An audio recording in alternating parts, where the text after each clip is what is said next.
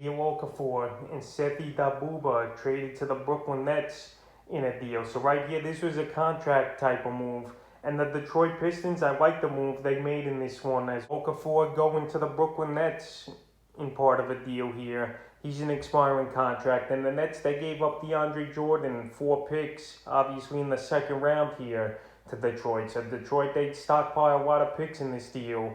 And Okafor last season, he didn't see much of the court in his time in Detroit. 5.4 points a game, 2.4 rebounds, 61% from the field was Okafor. So Okafor now, he goes to another team. And this guy, we know he's a former top pick many seasons ago from the Philadelphia 76ers. But he's not going to have fantasy value. But this net team, they've rounded out the roster pretty well this offseason as well, getting Patty Mills, getting James Johnson, LaMarcus Aldridge back in the mix, Paul Millsap, and now Okafor. And this was the problem last season with the Nets. They didn't have a lot of depth when their bigger guys were hurt and went down, like James Harden. He was hurt most of the year since he got there. Kyrie Irving was a guy you never could count on.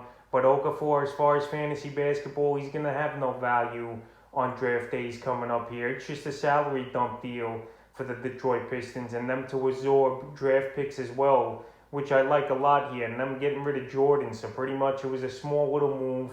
And here, Okafor, he'll just be a guy on the bench for Brooklyn. And if their big men go down with injuries, then I could see him seeing the court. But it's just another move where Okafor is moving around. And as far as Sigue Damboya, he's just another guy as well that he's probably going to play 10, 15 minutes as most off the bench here for the Brooklyn Net team. And another kid with no fantasy value entering the season. Last year, 5.1 points a game, 2.6 rebounds, 0.8 assists, 37% from the field last season. So obviously he's not going to see much time, like I mentioned, unless the Nets have a handful of injuries already. But this Net team, them and the Lake, is probably the 2 deepest teams in the NBA, especially with the moves they've been making this offseason here. And what an offseason it's been.